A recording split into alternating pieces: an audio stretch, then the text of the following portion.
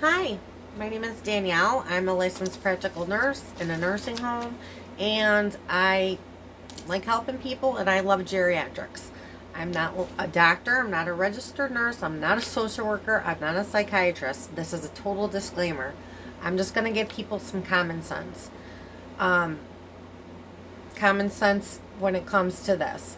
Uh, when your loved ones end up in a nursing home, which it does happen for all kinds of reasons, and we can talk about that at another time. And families feel guilt, but I have a story for that in another time. But when initially happens, you have to put your feelings to the side. You have to put them to the side because you need to be practical and know what's going on in any facility your family member ends up at. So I made a list that I thought might help people. The first one is the initial adjustment. It's terrible for them who are alert, for people who have dementia. There is definitely an adjustment time, but I do promise you, most of the time, 95% of the time, they do adjust. But the first few weeks, there may be falls, they may be getting combative, if they're, at that point with dementia. So just give it time, because even the ones with dementia do settle down, and the people with dementia, I should say, do settle down, and they do adjust. I think the most important things for people to look at is to make sure your loved ones are clean, they're fed, and they're safe. They're very short-staffed, but those things, those basic needs need to be met. And if they're not, something needs to be done about that. But there are times that things are just not what they should be. I can remember I had this lady who had a care plan. She had a diffuser in her room. I had to put the diffuser in.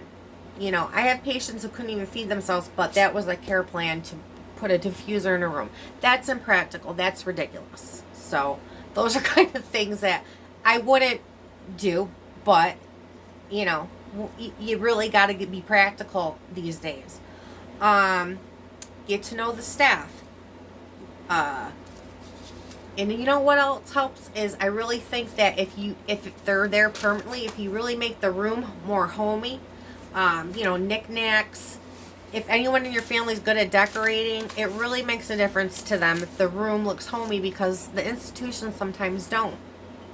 Another thing I recommend is getting to know who the director of nursing is and know that phone number. Know who the assistant director of nursing is, know that phone number. Know your med nurses. Know the staff. Get to know their names, their people. Most of them are very professional. It's just we're short-staffed, doing the best we can. This is another thing. We'll have families who will, there'll be siblings, and you got one sibling telling you one thing, another sibling telling you another. It's very confusing. It's not appropriate. The family needs to, and if the family don't get along with each other, they need to push it to the side. You need one person in the family who is the contact person if there's problems, issues, because it's too many differences. You need to have one person who will follow up with a medical, one person who's a representative of the family if